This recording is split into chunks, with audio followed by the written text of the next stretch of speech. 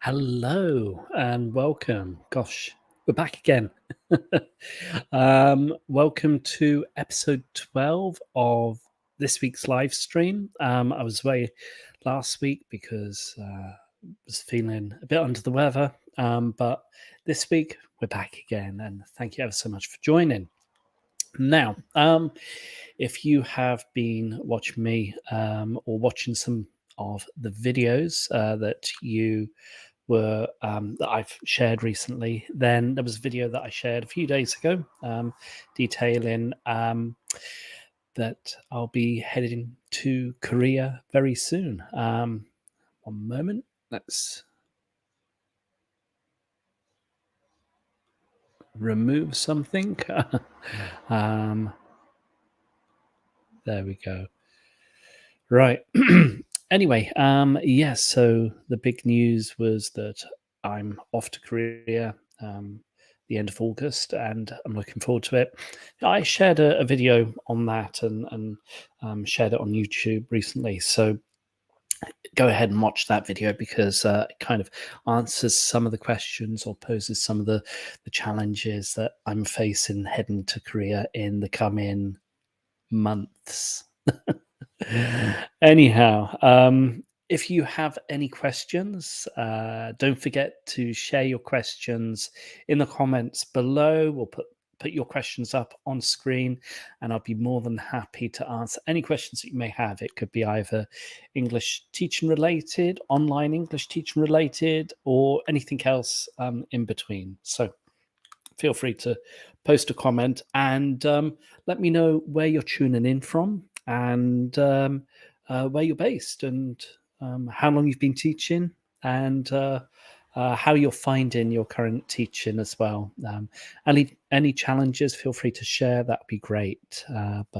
Yeah, so today we're going to be looking at the best way to teach English. That's the topic of live stream episode 12. I thought I'd give it a bit of a direction about the best way to teach English. Maybe have a think about certain aspects of teaching, certain things that can improve your quality of teaching as well.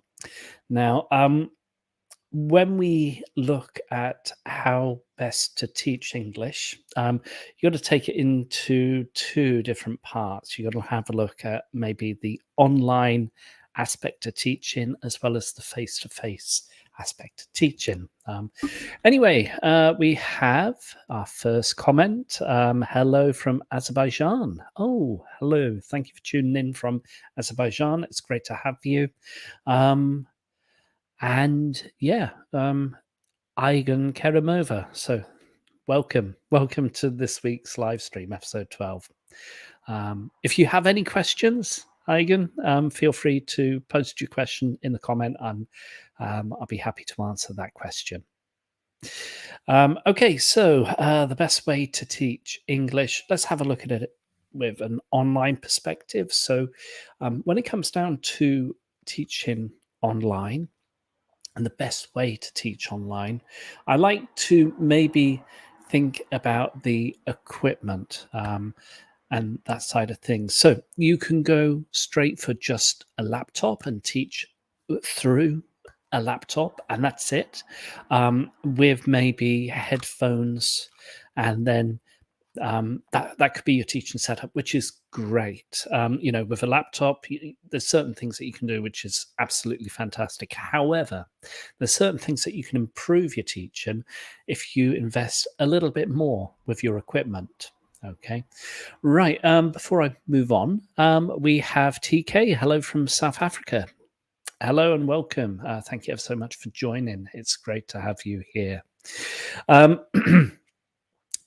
Right. So, if you have just your laptop, that's great. But there's certain things that you can invest in when it comes down to teaching online. And we're just looking at the online perspective at the moment, and want to have a look at maybe the face-to-face aspect of teaching in a bit.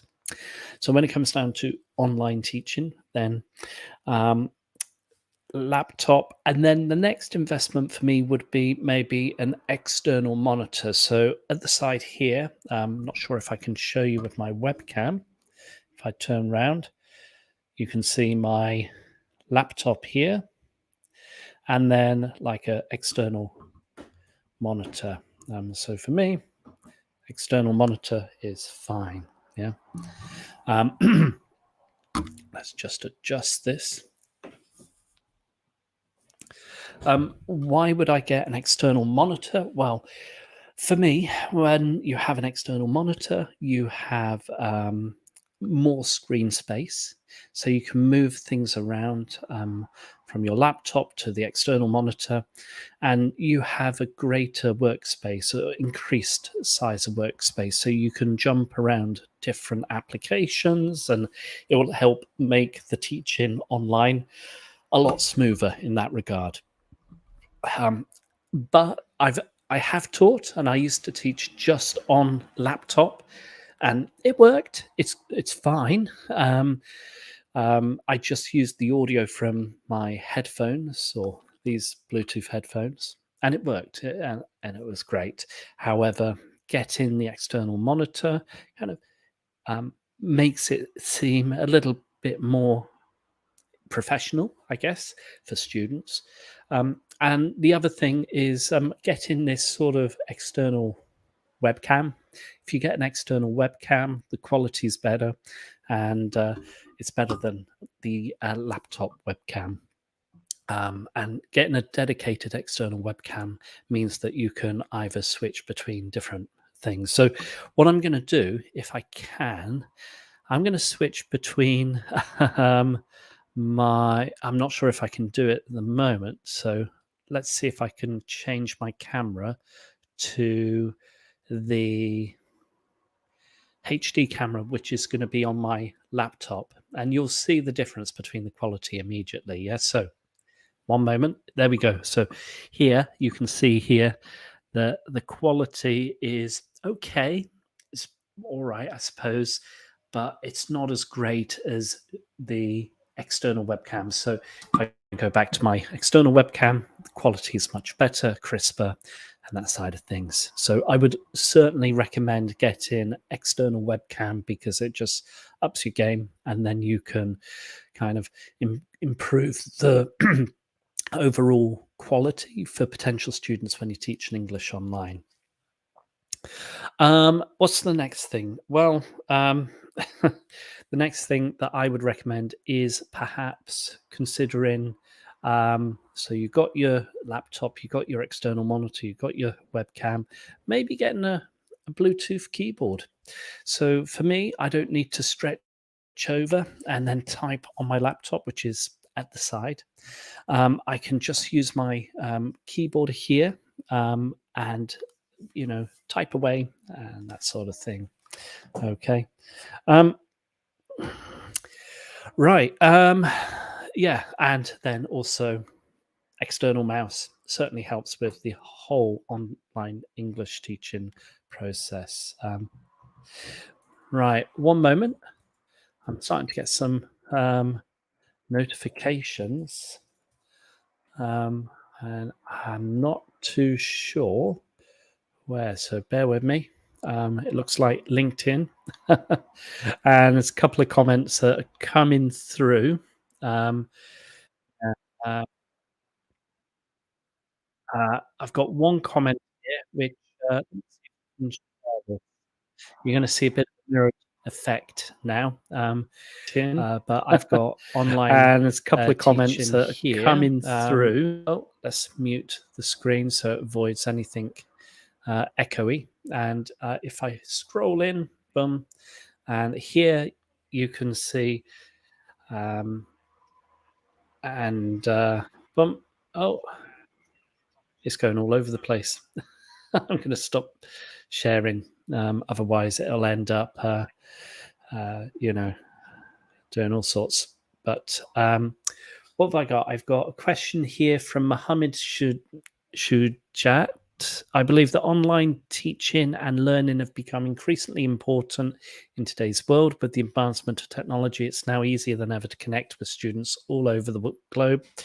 It is essential for educators to adapt and utilize these tools efficiently to provide quality education. So that was comment on LinkedIn, where I'm streaming to as well.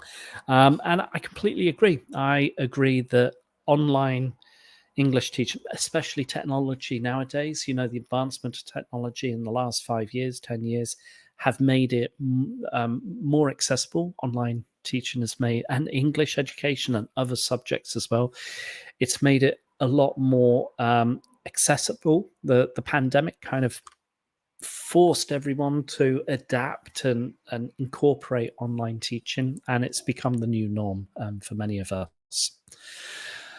And what else have we got? So bear with me.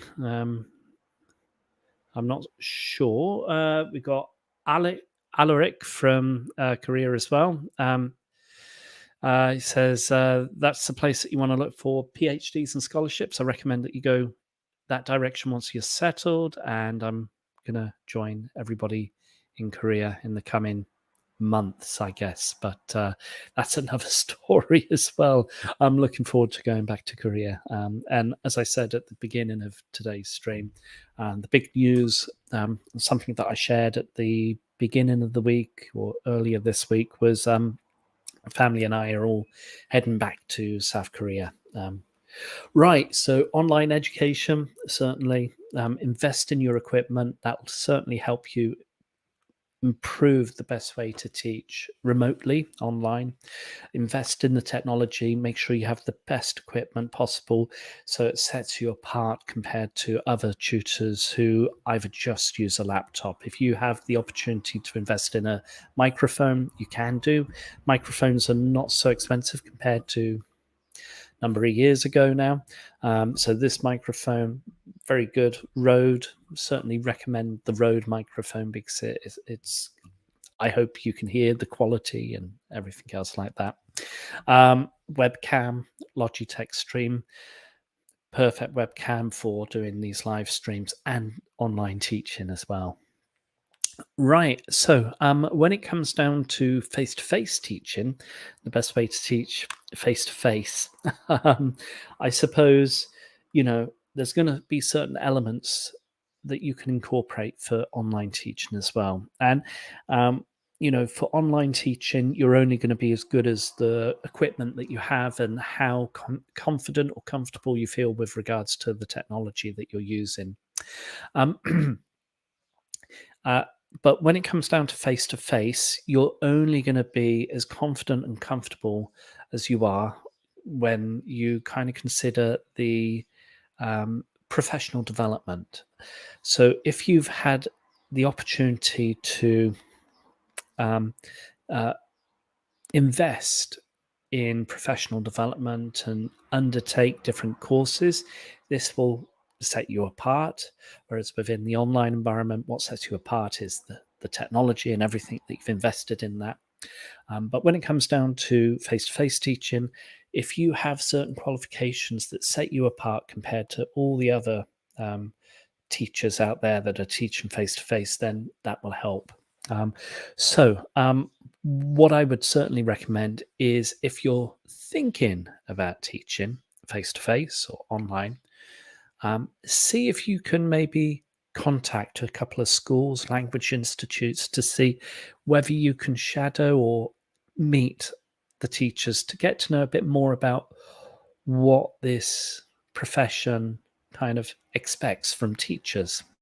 If you want to become a teacher, the best way you can do that is by talking to teachers. If you want to become a doctor, you talk to doctors. If you want to become a musician, you speak to other musicians and that sort of thing. So it makes sense. Speak to teachers who are currently teaching in the profession and find out a bit more information about what does it take to become a good quality teacher. The other thing that you could do is, once you've decided and you've agreed on that, then you can go, okay, I want to become a language teacher, English teacher, or what have you. The best way to maybe go forward is to undertake initial teaching course. So it could be either a bachelor's degree in relation to whatever you're wanting to become. There are various undergraduate courses available now where you can study on how to become an English teacher. There's also a variety of other courses post undergraduate. So once you've completed your undergraduate degree, then maybe you want to consider doing a 4-week intensive English language teaching training course, for those that want to start start within the profession of English language teaching. So consider maybe doing a Celta or Trinity cert. That certainly helps develop your professionalism, helps set you apart compared to all those that are maybe just going abroad and teaching without any sort of qualifications or experience or consideration within the profession. And don't do what I did all those years ago when I started 17 and a half years ago, just going abroad and teaching for 12 months and thinking, yeah, it's good. Yeah, all right, I'll do another cert.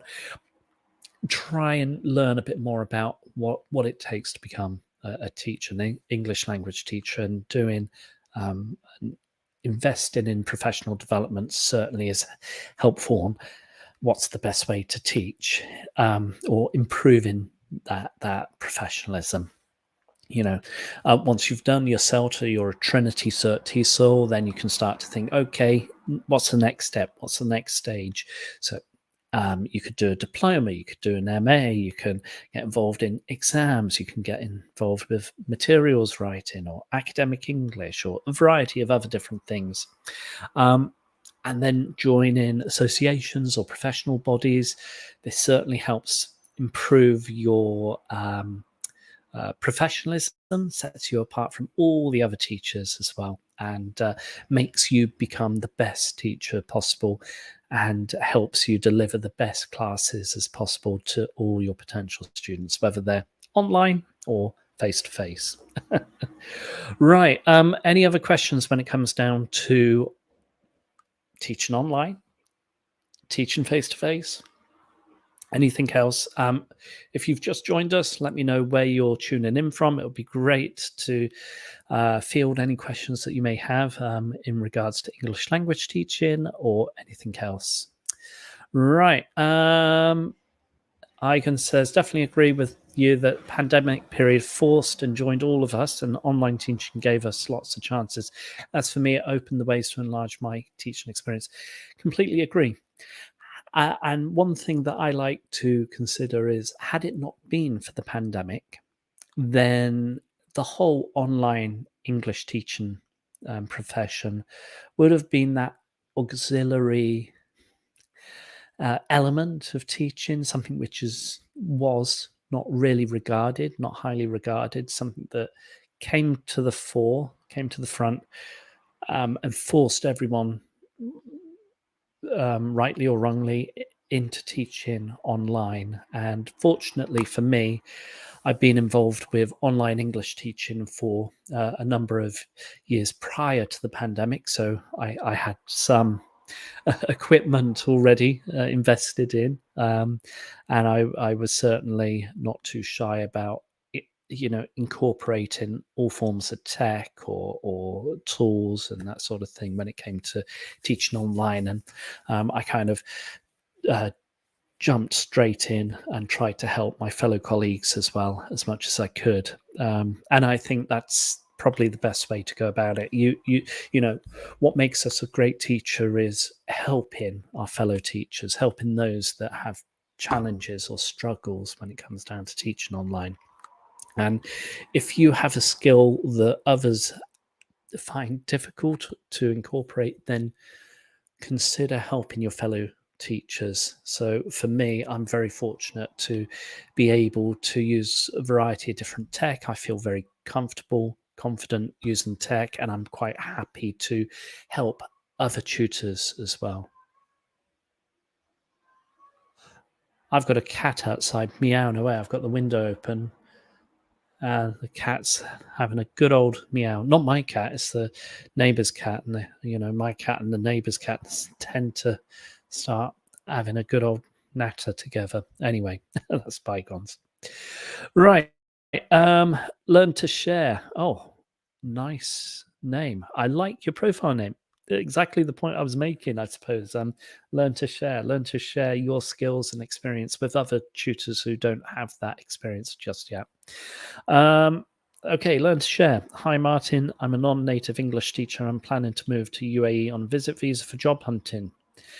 Can you guide me in this regard? Thank you. Oh gosh, I feel for you. I'm certainly going to be in the same boat as you. I'm going to be moving abroad to South Korea. Oh, my cat started meowing now. Sorry. I'm going to close my window. I don't want to listen to the conversation my cat's having with a fellow cat. So one moment.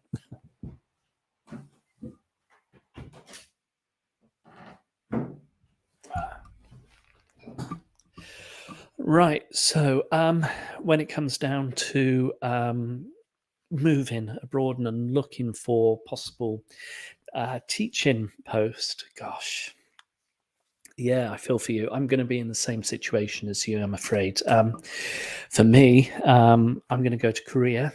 I'm hoping I can secure a job before I go, and then there's certain elements that I need to consider: visa, and location, and all these different things. So it's going to be a bit of a nightmare. However, I'm just remaining positive, and I'm sure that I can actually get something secured before I leave in 2 months.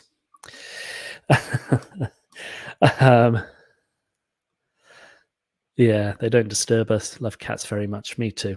Love my cat. Right. If you're a non-native English teacher and you're planning to move to the UA on a visitor or holiday visa or a visitor's visa, then I would be try to be a bit cautious. Try to find out a bit more information about whether a visa allows you to work. How long is that visa valid for? You don't want to overstay that visa's period. So if you're in the country in the UAE they issue you a visa for 6 months, don't overstay your visa because that will cause issues when you try to leave or renew that visa. So try and keep it in date. When it comes down to job hunting, and trying to find a job, try to think about whether you're eligible for a teacher's visa or a working visa, based on what's expected. With my experience with South Korea and experience of not teaching in China, but aware of what's required for those that want to move to China, then have a think about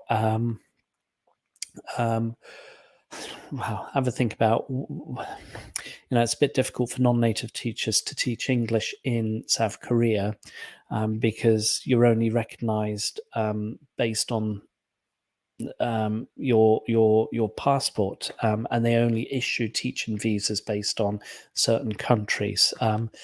So it's a bit difficult for non-native teachers to go into Korea and to teach, and you need to ensure that you have the right visa. Otherwise, it can get a bit, well, difficult, and you don't want to risk the possibility that you'll be chucked out of the UAE if you were contravening certain regulations and rules, or you weren't issued the correct visa, or that sort of thing. So make sure everything that you do follows that regard, and make sure everything's done legally rather than illegally. However, if the UAE are happy for you to teach English in their country as a non-native English teacher, and that would be great. I wish you all the very best of luck with finding your job. Then you should be fine, and you'll be able to find a job as soon as you are in country. And it makes a lot more sense. And something that I was thinking about recently about my return to Korea is it will make it a lot easier for me to go in country, go and search for jobs, And then maybe do a sort of visa run, go out of the country and come back in with the required visa if that's needed. But we'll see. But it'll be great to hear what updates you have in terms of your planned trip or move to the UAE and whether you're able to secure work. But I'm sure you'll have it sorted soon. Best of luck. Can non-native English teachers find jobs with TEFL certificate? Actually, yes, you can. There was a teacher that I did a live stream with over a year ago, and she was from Poland. She did her Celta certificate. She now lives in Spain. She's teaching English. Her passion is English and languages. She speaks Spanish. She speaks, I suppose, element of Spanish. She speaks Polish, of course, being her mother tongue. She speaks English, and she studied English, since she was very young. She moved to Spain with her partner, and they live and work in Spain. And she works for a variety of different organisations as well as herself. And she's able to get a reputable job working for herself as well as language schools as a non-native English teacher. And yeah, there are opportunities available. Some of the best teachers that I've worked with, some of the best have been non-native English teachers working in the UK as well as abroad. And yeah, of course, non-native English teachers can find work with a CELTA and a degree or a MA or diploma, and they're the best teachers because they've gone through that process. They've acquired English, and they know the challenges that certain students face when it comes down to learning English as well. How do you come up with teaching content as ESL teacher? That's such a broad question. I like it. I really do like it. Yeah.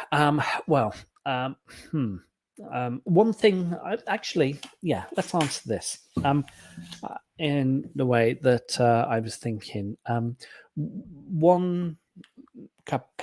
About 10 years ago or 8 years ago, I was asked to devise a curriculum for young learners, and I'd never really. I kind of used a cycle of lessons in a English language institute because the students would come for a short period.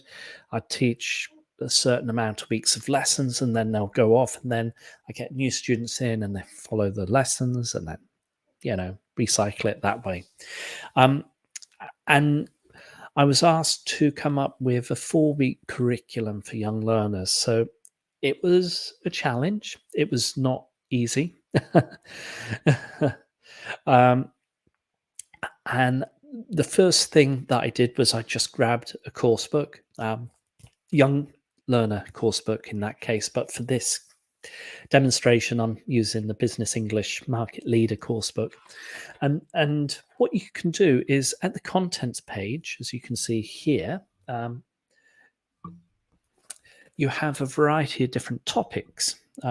You have them in bold, and so you've got brands, travel, change, etc. If you go into a young learner course book, you can then start to have a look at what sort of topics are included within a young learner course book, for teenagers or etc. And it may be more engaging material for young learners. So it could be, sports or hobbies or free time or jobs and, technology and all these different topics. And then the next step I did was when I looked at the topic, I was thinking, okay, what is the language point and what is the grammar point of that particular lessons? And fortunately, the school that I was working with, they had so much material, and it was just trying to collect all the material for that topic and put it into a folder and compile it that way. So, I got all these different sort of photocopyable materials or course books, and I photocopied the pages and laminated them, put them into a folder. And I had, within no time at all, a pre-intermediate level of 4 weeks worth of topics in a folder, and I kind of organized it so that teachers could go in, open the folder and say, okay, today's Tuesday, this is week 2, this is today's topic, and this is what I'm going to be teaching. And it was great. It worked really well. And, when inspections were due with the British Council or ISI, they loved it. And, I got a big tap on the back for that. So when it comes down to content or teaching or materials, then you could have a look at course books, and this will give you some inspiration or some sort of structure, but then you can supplement it with material that you think is more ideal for your students. There's also a variety of different materials available online, and actually one bear with me, where's my notepad? I can't see my notepad at the moment. But one thing that I'm working on, oh, here it is. Completely missed it. I have a variety of different YouTube video ideas that I just brainstorm. One thing that I'm thinking of making is maybe sort of lesson materials for tutors, 10 websites that you could access to help you with content and materials for your lessons. So that's a project that I'm working on at the moment for my videos. So if you're not subscribed, hit the subscribe button and you'll be notified when there's more videos online. And hopefully that 10 websites, paid and free access for websites, will give you more content to teach for your online or face-to-face lessons. So I hope that helps with your question. Great question. Thank you ever so much. Yeah, thank you so much for your detailed answer. Wish you the best of luck in your new journey to career. Thank you ever so much. Thank you. I'm pleased. Right, we got Reggae James here. Hi, from Thailand. How do you keep notes on the lessons you teach online? How long does it take you to make them? How much detail do you go into? Okay, I'm supposing when you talk about notes, are you talking about sort of information like within Preply itself?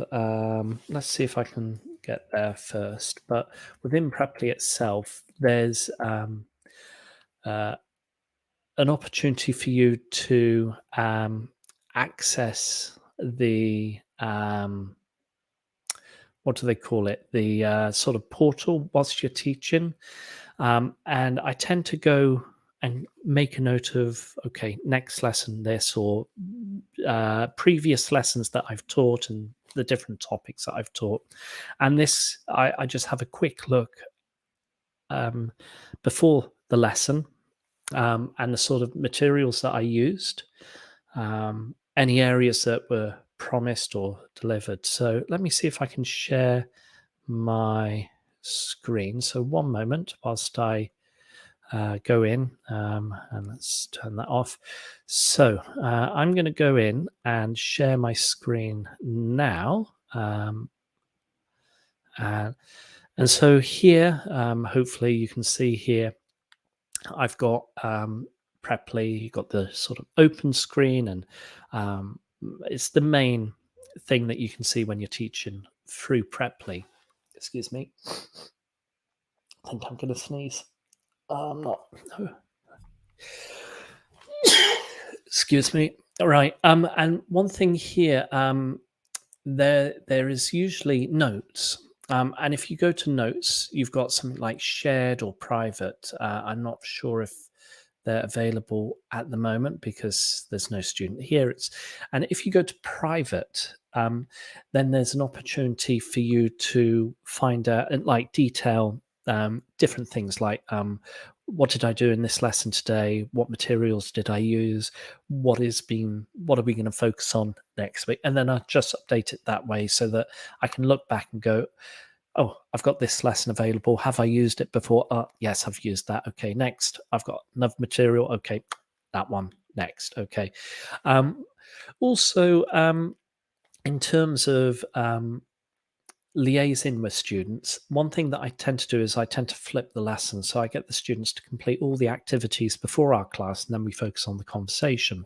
So the benefit of this is, rather than going, okay, we're going to do this lesson today now with the student live, I'm going to get them to do it before the lesson, and then they send me the material that they've completed.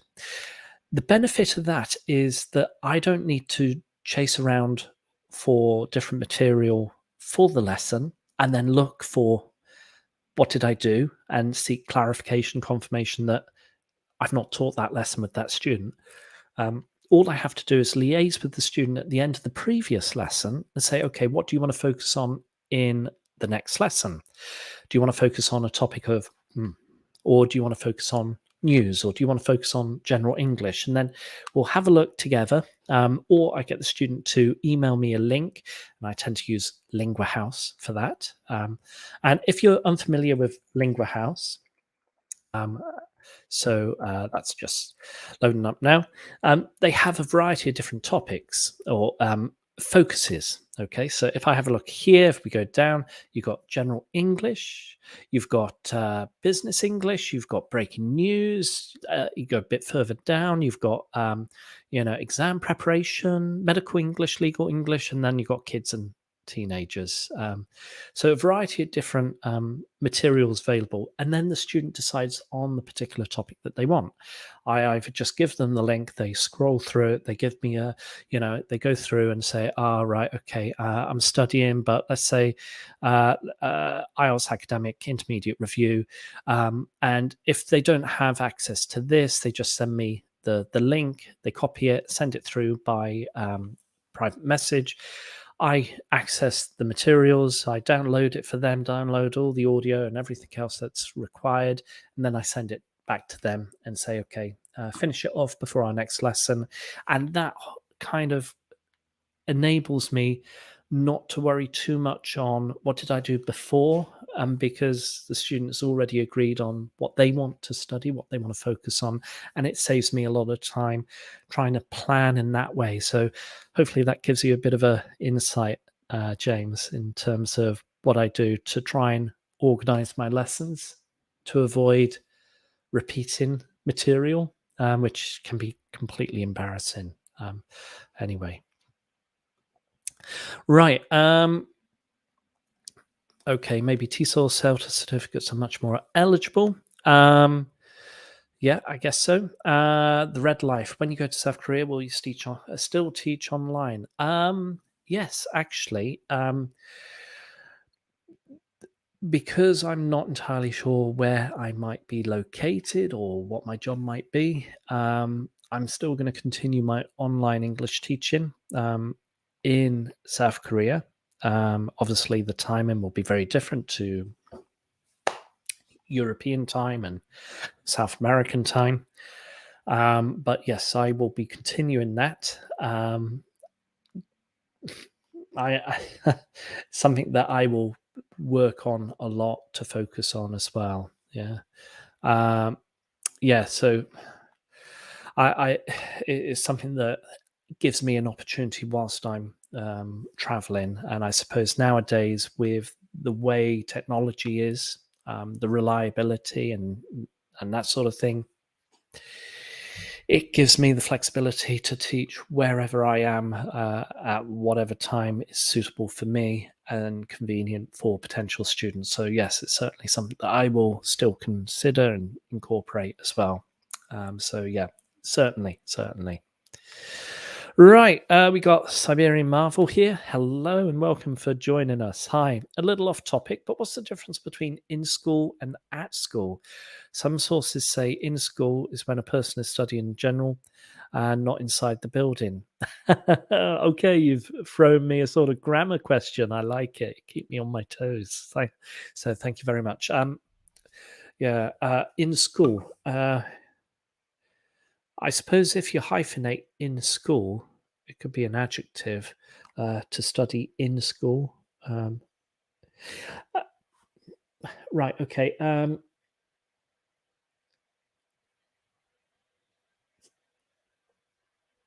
Yeah, what would my son say? He would say, I'm studying English language or English literature at school. I'm studying English at college. So it means a certain place. I graduated from, so there's from, I graduated from university. So we got in, at, and from. I graduated from the University of Sussex in English language teaching. Oh my gosh. In school, at school. My friend is at school, we would say, because it's location. He's in school, so he's within the building. Okay, now we're getting there. Okay, this is how my mind starts working when you throw me a grammar question, which I'm not expecting on a Saturday afternoon. So thank you ever so much, Siberian Marvel. You brilliant. Okay, so he's studying in school, so he's within the building. He's at school, at place, at that point. Yeah. So that's what I would say. In, within the building, and at location. I suppose that's the difference. But yeah, thank you for the question. Keep them coming. I love it. Right, what else we got here? Reggae James, thank you. That's perfect. Very helpful. You're very welcome. I hope it gives you a bit of insight into how my mind works when it comes down to online teaching and organizing my notes and lesson planning and all that sort of thing. Great question from Offeltes. Offeletse Moremi. Do you use the lesson plans on Preply? If yes, how much of them do you use and how much of your own do you come up with? Now, have I used Preply material in the past? Yes, I have. Let's have a quick look at it. If I can go to Preply, and so bear with me. Let me bring this up again. So here we were looking at the notes, but let's close the notes. Let's have a look at the library of resources. One thing that I tend to do is you got a variety of different topics. Let's just pick a topic at random. Yeah. So the mighty sandwich. Now, something that I've used in the past, not my favorite. Don't really like using the Preply material. Yes, they're all right. And it's essentially you go through, let's talk about why we love sandwiches. And it's like, oh, okay. And there's nothing you can add. There's no annotations. There's a sort of annotation button here, but it's an extra plug-in for Chrome, and it doesn't necessarily work very well. And for me, I have to end up switching between the whiteboard and the lesson, and I lose my place. So, but anyway, we continue through and we got a variety of different vocabulary. If I'm teaching about sandwiches, I go through and check pronunciation with the student, and this is how I do what I do if I need to find some lesson pretty quickly. And then we go through and, descriptions and conversation questions, and it just goes on and on and on. Then we got video, and let's say continue, and we're done. So that lesson just for me would last 10-15 minutes. It's not a great lesson, with lessons lasting 50 minutes. Yeah, not great. So what do I use instead? I tend to use Lingua House. Like I said, Lingua House is a great opportunity to find resources. So here we got Lingua House.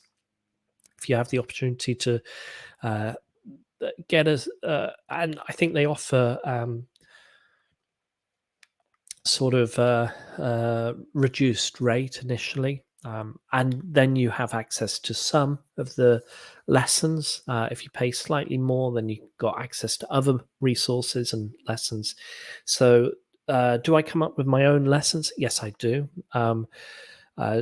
How much do I use Preply's lessons? Well, if I'm teaching kids, I tend to keep to the stories. or create my own lessons or PowerPoints for kids, and that takes time.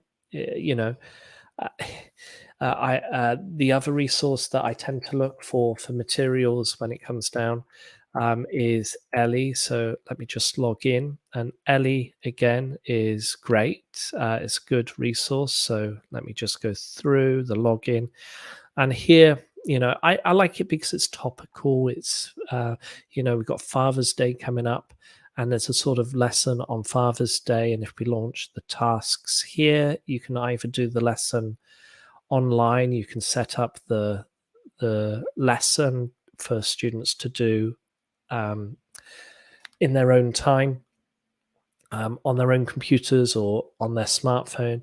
There's some conversation questions if we go through, and our next task, there's vocabulary, and then there's sort of matching. So there is opportunities to look for other material, Ellie or Lingua House, and I've got a video coming up that I've kind of drafted about 10 websites, 10 extra resources that you could use in your own to develop material. So I don't rely upon solely on Preply, but something that I tend to focus on. Anyway. Right, let's just remove this. As I belong to Pakistan, I've watched many videos on your channel, and you recommend often to get Celta if one wants to teach worldwide. So my question is whether one should opt online Celta. Interesting question, actually. I think nowadays, the person that I spoke about before in Spain from Poland who done her Celta, she done the online Celta. She done an online Celta, which is just as recognized as the face-to-face Celta. There was a time, maybe 15, 10 years ago when Cambridge introduced a blended online Celta course with some teach and practice face-to-face, but majority of input sessions being online. And it was considered, okay, but not many people thought it would go very far. But now, with the pandemic and everything else, everything's shifted online, and it's the new norm. And yeah, if you have the opportunity to do an online Celta, definitely do it. It's worth as much as a face-to-face Celta. You can do it a variety of different intensities. You can either do it full-time, 4 weeks, 5 weeks, whatever it is now, or you could do it part-time, 9 weeks, 11 weeks, or over a period of months. But once you've got that qualification, once you've got that paper in your hand and your degree certificate, then you're able to command much more professional job, and you'll be able to command a better salary for your teaching profession. So definitely well worth looking at it. Right. There was a comment on LinkedIn, but unfortunately, this platform doesn't allow me to look at comments on LinkedIn. So I have to go into LinkedIn and see what is happening. Right. So I'm just going over to my LinkedIn, and let's see. Okay, we had variety of things. Martin is coming to join us in Korea soon. Many prefer to use Teachable. Teachable. Okay, excellent. I've been coaching online since 2017. I'd like to know whether you have anything to say about automation and online coaching. Ooh, interesting question from LinkedIn. Automation. Yeah, well, I suppose automation can make things a bit easier. And actually, I'm going to show you one thing. So one moment, I'm going to bring in Preply again. And one thing that Preply have started to incorporate is if I go to notes or like messages, not messages, notes, there's, oh yeah, library. They've got conversation starters. So, you could try it out. I don't want to show any of my students, but essentially the automation that they've included allows the platform to generate conversation questions with students. So automation itself, technology, can certainly help when it comes down to planning your lessons. And if you want to focus on a particular topic, so you can just throw it in saying, okay, create 5 conversation questions about space, and it will come up with different conversation questions that you could ask your student, and then it will help rather than you having to think too much. So automation within English language teaching or online coaching is beneficial, can help. There is a sort of concern that we'll all be without jobs and AI will replace ourselves, but no, I don't believe that at all. What else? Other conversations. I've moved from making simple PowerPoints to more complex content heavy ones, as all my students have digital pads so they can read. I can read directly in class and preview all the materials I upload in advance. And useful way to use tech in class. I also make vids to re-explain certain important points. Yeah. I think nowadays, particularly when it comes down to teaching, whether it's face-to-face or online, having the confidence and being comfortable creating content can certainly help. Actually, I'm going to copy this question in for those that are not on LinkedIn. So Alaric has made a great point, and I want to share it with everyone on Facebook and LinkedIn. And let me bring this in. Here we've got, I have moved from making simple PowerPoints to more complex ones, and students are able to access it in advance. It's easy and useful way to use tech in class, so it's very good. As teachers, if we're going to include tech and technology within our teaching, then we really need to embrace different elements of teaching, whether it is making videos. Making videos and recording content for our students, or sharing best tips for teachers and sharing that. So technology certainly does help. My webcam kind of moved up a little bit, but there we go. Right, and it's moved up again. Stop. There we go. Right, what else we got? Yeah, I've already answered that. So thank you ever so much for your question. Wonderful question. Really like it. As an older teacher myself, 58, what are your thoughts on the strong preference students have for younger teachers? Many schools realize it's more profitable to hire younger teachers. Yeah, I've encountered that now. I've had some recruiters ask, "Oh, do you have a younger looking photo now compared to, I was in my mid-20s, late 20s when I first went to, mid-20s. I wasn't in my late 20s, but mid-20s when I first moved to Korea. And now, I'm 45 this year and my hair is starting to go a bit grey. So I'm getting a bit, squidgy around the edges and a bit grey. And I was a bit surprised that when recruiters were saying, you look a bit old. Any chance you can share a younger looking photo? I was thinking, there's no way you're going to get away with the wrinkles that I've got and the grey hair. Forget it. So I said, no way at all. So, my thoughts. Well, for me, if I were running an institute, a language school, I would place greater emphasis on experience and qualifications rather than age. I know different schools run for different, purposes and profitability. Yeah, schools can hire younger teachers on a lower salary compared to those that have greater experience that can command a greater salary. And all these schools are doing are literally shooting themselves in the foot. They can,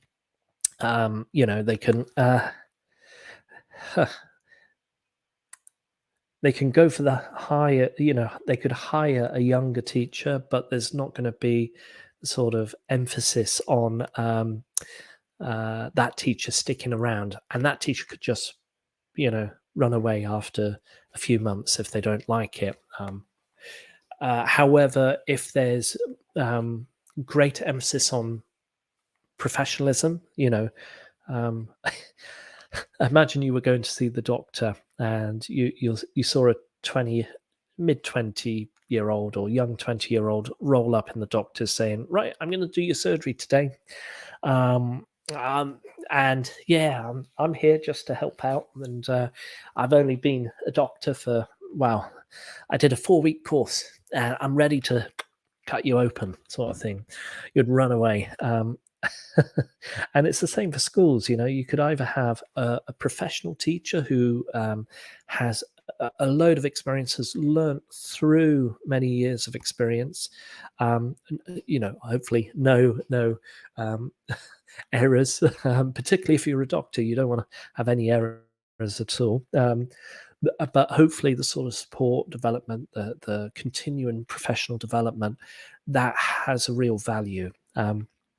And I would be very keen to, if I were running a school, to focus on that experience and that that professionalism, because then I would know, as someone who was running a school, that these students would be in the best opportunity in the lesson to learn something very valuable, rather than having a 20-year-old putting on a cartoon for the kids and falling asleep during the afternoon whilst they're nursing their little hangover. Not that all 20-year-olds go out drinking or, hate stereotype, but,